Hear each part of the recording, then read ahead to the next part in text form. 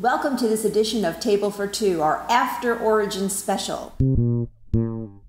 Table for two, table for two, Having fun, playing games, just me and you. This month we were actually in Columbus, Ohio, attending the Origins Game Fair. Now for many years we've been going to that fair as attendees, but this year we actually had a booth. And we're basically introducing our show to a lot of different people. And hi, people, all the nice people we met. Lots and lots of, like 400-something people we talked to. We got to wear these shirts. That's right, cool shirts. And we also gave away a whole bunch of games. We had a good time doing that. Yeah, we also got to meet a lot of vendors, too. A lot of vendors in there. And see some new games, which gives us a lot of future material for our show. And we wish we could review them all. And for those of you who actually talk to us about reviewing your games, we'll give it a shot. We only do so many shows a season. Yeah, so we've got a pretty long queue. So. Yeah, but we will tell you that we did pick one game that we really did enjoy for this specific special that we're going to talk about in a little while. But before we actually get to the game review that we're going to talk about today, we want to just mention three other things that we really enjoyed when we went to Origins. Again, we're just so you know, we're not getting endorsed or paid for this information. We just wanted to tell you how much we enjoyed these other three things. So let's talk about that first, and then we'll get on to the game. All right, so the first thing I'm going to mention is more for the females in the room, are these lovely earrings I have on, and a little picture of them here if you want to take a look. They're meeples.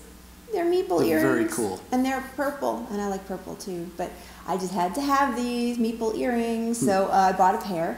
And the name of the vendor who we bought these from is called the Dice Witch. She and I believe it was her husband, maybe, I'm not sure, a gentleman that was in the booth as well. Yeah. They had a whole bunch of beautiful things, dice and cool little artistic stuff, and of course the meeple earrings, and I probably should have seen if they had a meeple necklace. I'll need to get that next if there's such a thing. There you go. But they were really cool. They're going to be a Gen Con as well. I'm actually looking forward to going and seeing them again. But if you want to check them out online, it's just dicewitch.com. Really nice folks. Like I said, meeple earrings. And you know what's cool? If I needed a meeple in a game, I could just be like... If you lose a meeple, you've got one right there. You got one right on your ear. As long as it's purple that you need. Well, I like purple. So anyway, meeple earrings, one of our favorite things at the Origins Conference so far. There was a vendor in a booth right next door to us. Like a neighbor. Like a neighbor. Hi, neighbor, if you're watching. Hi, neighbor. Neighbor was called Vision for Color. Now, Vision for Color sells playing cards, but they're a little bit different. They're quite unique. You'll see on the box that they're in color. I'll show you right here. The cards are in color by suit. And they're colored appropriately, I think. Spades are black. The diamonds are a bluish kind of color. The hearts are red. And then the shamrocks or the clubs are green. So it's like perfect colors. And you can see on the camera, without even zooming in, that they're highly visible. You can see the 10, you can see the 9, the nice. So as you're getting older, and we're starting to do this kind of, perfect makes it a lot easier. I can almost play these without my glasses. Yes. And then, and since they are still regular playing cards, they'll fit in a shuffler. And they work very well. They don't get messed up or no anything. problem putting them in the shuffler. They go right through it. They're very durable. You can wipe right off of them. If you spill like wine, let's say. Wine or by the way, soft where's our drink. wine? Where is our wine? We'll have to get wine we'll next break. So, yeah, wine or even food or whatever, they will wipe right off. They're and you know, it's nice that you can keep your cards. We actually played 21. We played War last night. Yes. And a few hands of that. We had a few hands of that, and we were having fun with the colors all over the place. And it was pretty cool. Yeah. So, but there's one more thing when I was talking about the durability. So they are like a plastic type card, but they almost feel like paper. So they're not just like cheap plastic. Right. But let's take a look at how here's a regular these playing cards card. hold up against each other. Is that the same card? Yes. Probably not. It doesn't matter. Well, I thought it'd be cool if we had the same one, but that's all right. I have a regular card you buy in the market. And I have a Vision for Color card. And watch what happens if I do like this. So I've completely closed up the card. And then if I open mine, mine's broken. Well, it's not broken, but now it's ruined, basically. And mine doesn't even have a permanent bend in it. Nope. So it's... I don't know if anybody's walking around doing this with a card when they're playing. Yeah, but sometimes the card falls on the floor, and you go to pick it up, and then you crease a corner, or they split. You know, some cards, they split on the edge. Yep. And then you can forever say, hey, I think he's got the 7, because, you know, I can see the split on the card. True. So it doesn't happen anymore with these cards. No. So this card's now ruined, by the way. That's okay. But those cards won't get ruined. These cards won't get ruined. And as a bonus, you also get 2 inside the box. Yeah, so. 2 decks of cards, which is nice. And also, we don't have kids, but this is a great card for a kid because they start drawing crayon on it or something. Yeah, that's true. You could up. probably draw on them, and then nothing would happen. So again, Vision for Color is the vendor for this. Visionforcolor.com, and that's a number 4. We'll put it on the screen. Yep. Visionforcolor.com. Check them out. They're pretty cool. All right, the last thing we're going to talk about before we actually get into the game today is the fact that at these conferences, it's not just games there. I mean, there are a lot of games. But we have vendors that do jewelry, as you mentioned, but we also usually have an author's row. You'll usually see a bunch of different authors, independent authors, popular authors. Some of them are doing signings and whatnot. And a couple of years back at Origins, when I was an attendee, I picked up a book called Blaze. And I really, really enjoyed it. And I actually found that the author was there again this year. She has a whole new series of books. Her name, by the way, is Cheryl Nantis. And this is one of her books. It's called Blood of the Pride. It's actually sounds kind of scary. But I personally read her Blaze of Glory series. That was the first series I read. I have not read the Blood of the Pride series yet, although I have the first book here in my hands to read. But there's also another new series called Tales of the Edge. And I'm actually reading that one right now first because if you liked Firefly and you like the best little whorehouse in Texas, that's what they call it. It's a combination. That's what they actually say. It's a combination of both. It's basically a woman who's on a ship, and she's got basically a whorehouse on her ship. But anyway, that's just my opinion. I like that kind of book. But anyway, I highly recommend Cheryl. She's on iPad, whatever you call it, the Amazon. You can download her books. But again, I was so happy to meet her. You'll see a little picture of me and Cheryl here. Yeah. Me and Cheryl. She's a good person. So anyway, if you haven't read any of her books, I highly recommend it. But that's not what our show is about, but I wanted to just point it out because I really do enjoy her books. And again, at these cons, it's not just games. So with that being said, those are 3 of our favorite things at the Origins Game Fair. But now on to what we're really here for, and that is the game of choice for the Origins Game Fair that we wanted to play. All right, so here's the real reason we're here, obviously, is to review a game. When we were at Origins this year, we saw a lot of great games, brought a lot home. We have a lot yet to look at. We probably will review some of the other ones, to be fair. But out of everything we brought home, we brought quite a few things home. We chose one for this show today. When we were at Origins, I kept going by this one booth over and over again, and I kept looking at the game box. I just liked the box was so pretty, and artistic, I'll say gently. And I really just thought I wanted the game just because it looked good. I had no idea what the game was about. You kept telling me about it each morning. I had to get that game, I had to get that game. So we did buy it, we did play it, and the game is called, I just think the box is so cute, Dwarven Miner. See a little dwarf? And he's a miner. He's mining things. The name of the company, by the way, is called Rather Dashing Games. And by the way, the guys at the booth are rather dashing. I'll just say. Oh boy. Hi guys, if you're watching. But anyway, they were cute. But at the end of the day, I just liked the artwork. That was the first reason I went over there. And then, of course, after we played, hence it's here. 2 to 4 players, by the way. You do not have to have 4 players, but 2 to 4, which is nice. And it says 12 years and up, but I'll be honest with you, you can be younger than 12. It's not really an adult type game where you have to worry about that kind of stuff or worry about after. You could be 10, I think, or 8. Yeah. And played this game, so we really did enjoy it. Oh, by the way, we got our wine. I brought the wine. By the way, there's something on my glass. Yes. I don't know if y'all could see that, probably not. But it's called a meeple. And it has my name in the middle. Me and my meeples. I actually did not buy these glasses. You cannot buy glasses. Well, maybe you can somewhere with meeples on them. I actually drew that.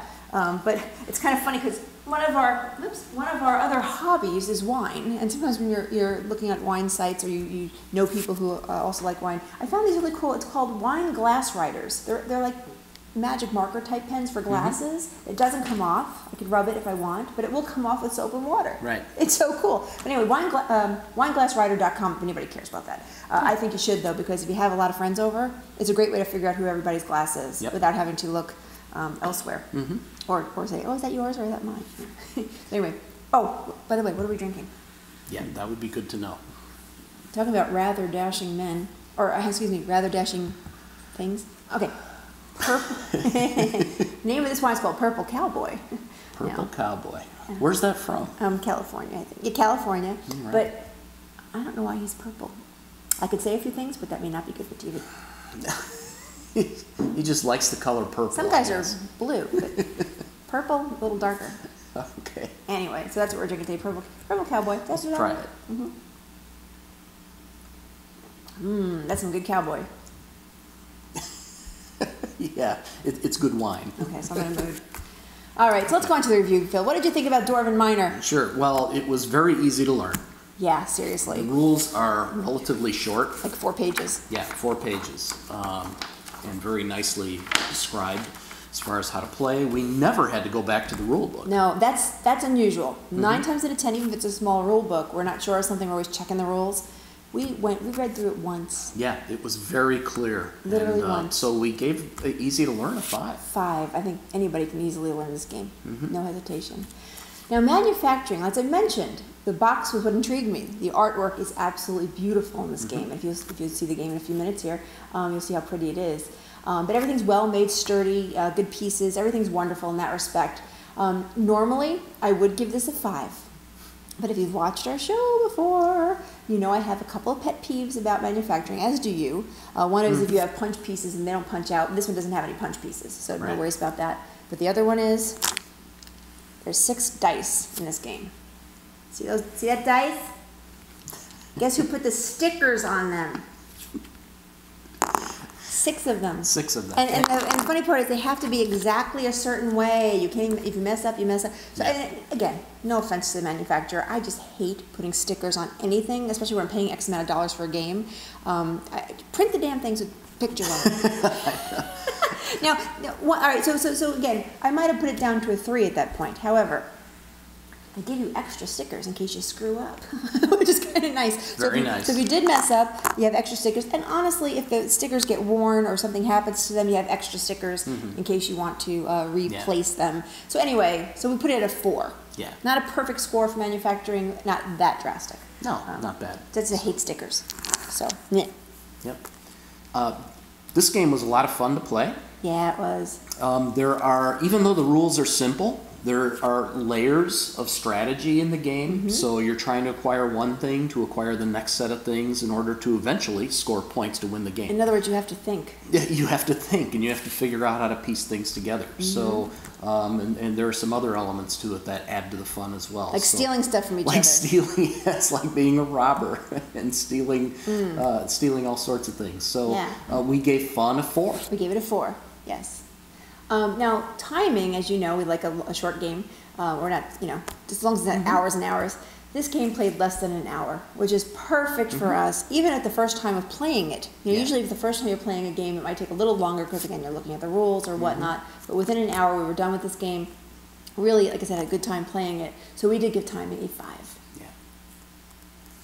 We would definitely play this game again. Again, we didn't have to go back to the rules, so it's the kind of game that if we get it back out of the closet, we're not going to have to go, we got to relearn the rules again, or I don't remember how the steps work. It'll come back to you that fast. So the game is so well made on the cards and stuff that you really would not have to read the rules again. You would just start taking the game. Oh yes, I remember how to play this. Sure, and the minor cards have descriptions on them for the special abilities they can have, things like that. So yeah, we would play this game again. We gave it a 5. We gave it a 5. So Dwarven Miner, our Origins favorite, say that gently, got a 23 out of 25 points. That's putting it right up the ranks That's here. That's a very good score. Very good score. Again, we think everybody here should try it, and you might really enjoy this game. I think so. Now, if you want to stick around, we'll just do a couple of rounds of play like we normally do and show you how the game is played, and then you can decide for yourself. Let's take a look at this cool game board for Dwarven Miner. Look how pretty it is with all the artwork. I love the artwork on this game, by the way. It's a beautiful game board. Yes. So each player is trying to acquire resources. So these resources at the top are iron, we've got alchemist powder, precious metals, several different resources. Even an artifact that's a wild card, which I like. I like the wild card. The goal is to get these resources in order to build items. So these are all the items on this area of the board. For instance, if I want to build, let's say, the Everfull tankard of beer. I like the Everfull tankard of beer. We're going to need 1 precious metal. We're going to need 1 alchemist powder and 1 arcane crystal. Alchemist powder and beer sounds like it would be pretty potent. That sounds like sounds like a poison beer, actually. I don't know if I want that beer. Not before playing the game, anyway. So again, you know, you're trying to get these items. Now, we're trying to get the items because each player we always have 3 patrons in our hand. 3 patrons who want stuff. They want stuff. They want these items, and you want to sell them these items because that's how you get points. So, for instance, my warrior requires a heavy armor item, a shield, and the great axe. So, I of course have to be able to provide those items in order to satisfy, or what's called fulfill the warrior. Fulfill your patron. Yes, fulfill the patron. Now, once I do that, I get the points that are on the bottom of the card.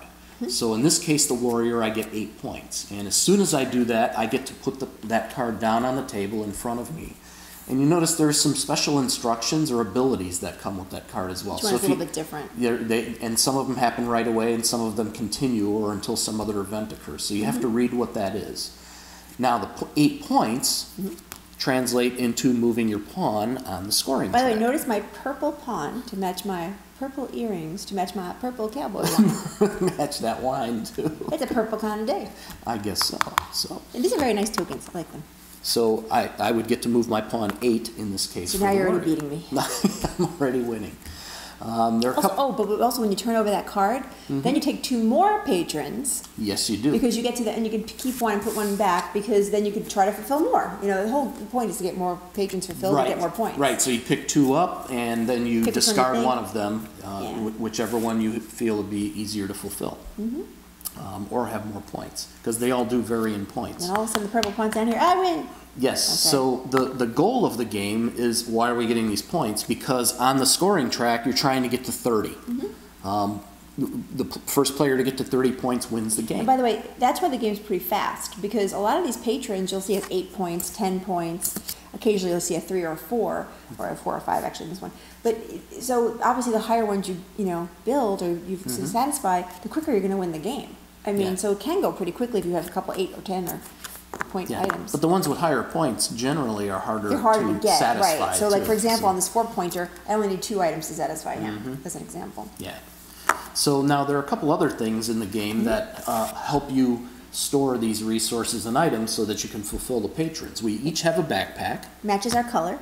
Yep, so you have a purple one and I have a blue one. And in case that's not enough, so for instance, one of your patrons required 4 items in order to satisfy. Well, I can only store 2.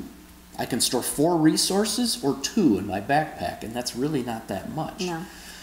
Because even some of the items require quite a few resources in order to build. So that's where the vault comes into play. So if you spend several resources here, you can acquire a vault. 2 iron and 2 Mikhail, I think it's called. Yeah, Mikhail. Yes, yeah, something like that. So then you can build a vault, and that obviously, allows you to store more things. It allows me to store 2 more resources and 1 more item. So now if I have something that needs 4, I can And you can build as many vaults as you want. As many as you want, and those you get to, they're here, I guess. and you get to keep those items from turn to turn. So that's how you can get through the game. So let's show a little bit how it's played. Take that vault, put it back, so you didn't get that yet. That'd be cheating. Yes. Take that back too. All right. So let's show you how this. Let's play a couple of turns just to show you how it's played. Again, we don't go through a whole game, but I think the gist of it will be known pretty quickly how it's worked. So let's say I go first.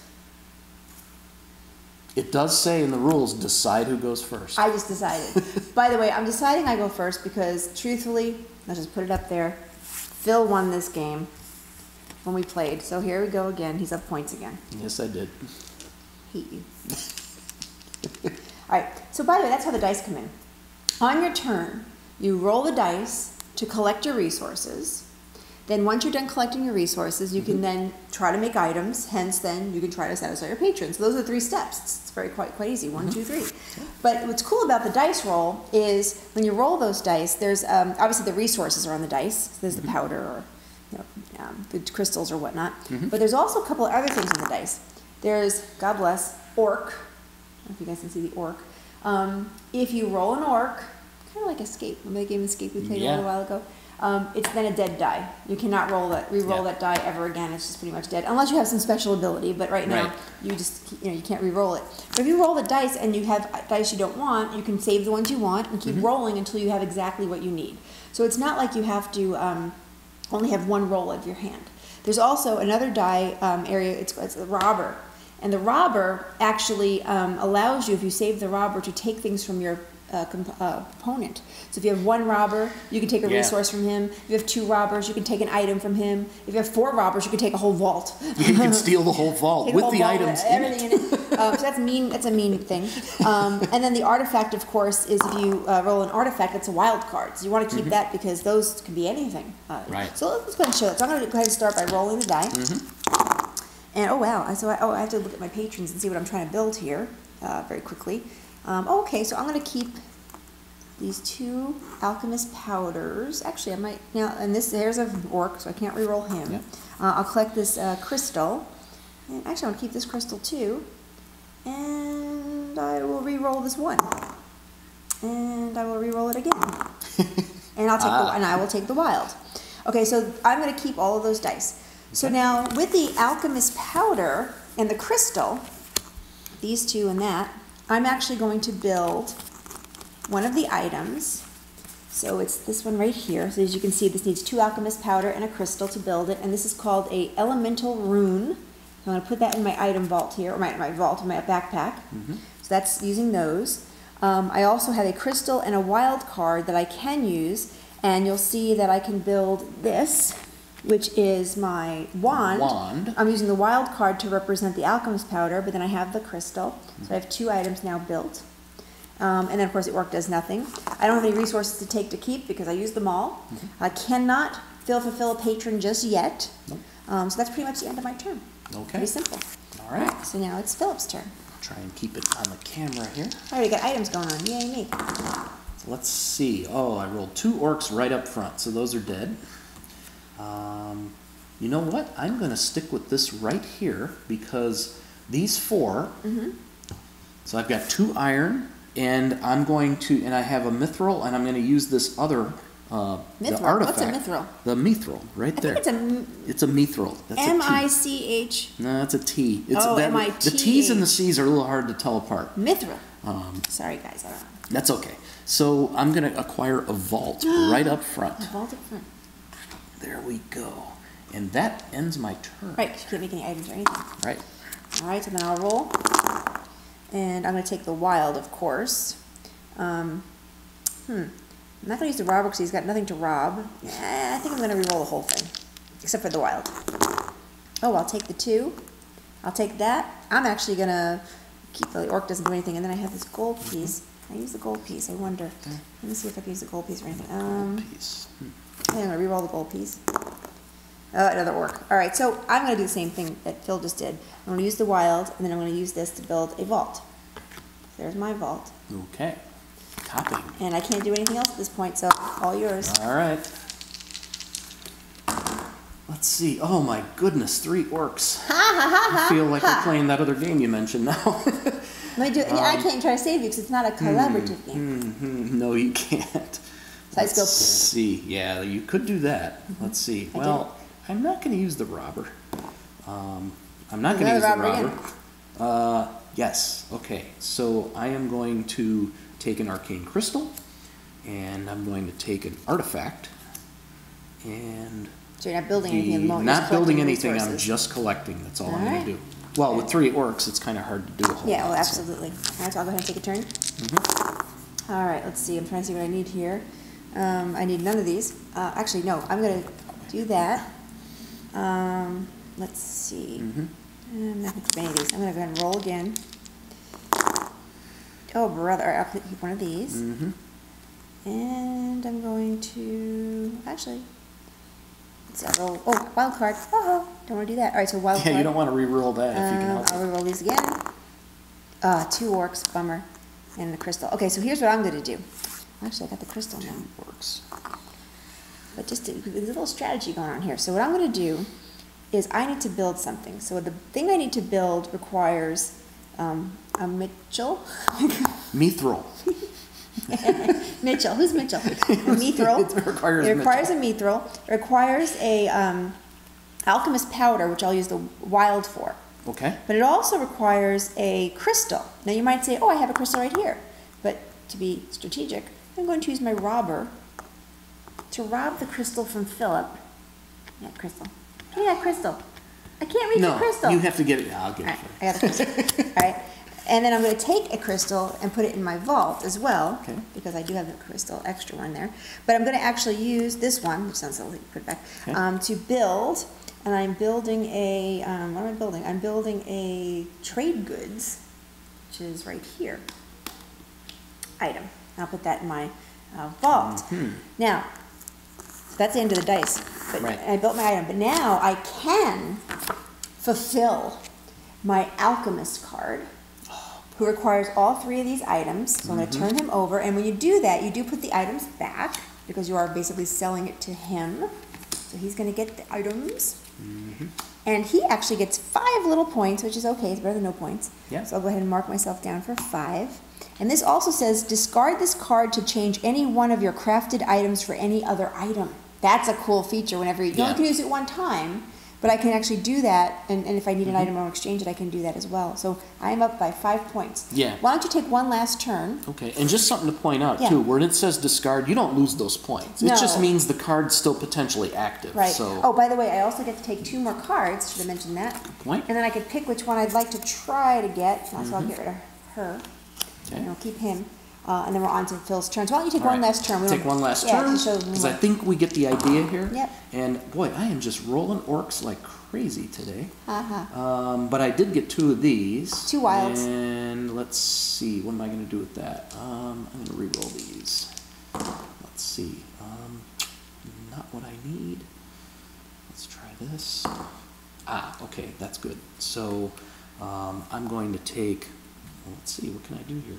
Oh, I can use these 2 in order to build the, no, I'll use these 2 in order to build the, I'm going to use it in place of precious metals to build, let's see, trying to find where it is. Here it is, instrument. Yep. So I now have an instrument. And I will also use these plus something I acquired in the last turn, which is the artifact. Which is a wild card again. Right, which I'm using in place of a precious metal so that I can build the Great Axe, which one of my patrons is looking for. And that satisfies the dice. And to be fair, we can keep going, but that is really it. Yeah. Roll the dice, collect resources, try to build items, try to satisfy your patrons, try to get 30 points. Right. Get some vaults if you need some extra room. And once in a while, try to steal something from Look your how opponent. easy that game is. I mean, seriously. You don't even have to read the book now. You can just watch us play, and you can definitely play this game. So anyway, we love this game. Again, 23 out of 25 points. Yes, Philip won the last game, but I'm determined to win the next one. I think you would win this one. You're I'm on a already roll. ahead by 5 points. Yes, you are. Here it goes. So anyway, from our dining room here, we say Our goodbye. studio. Our studio. We say goodbye for now, but we'll see you in a couple of weeks with a new show and probably another game from Origins, just to be fair. Yes. Don't forget, like us on Facebook. Tweet us on Twitter. And subscribe. Subscribe to us on YouTube. Tell your friends. We're getting better. 2,400 likes on Yes, Facebook we as are. of this taping. So keep telling your friends. We appreciate it. Take care, everybody. Bye.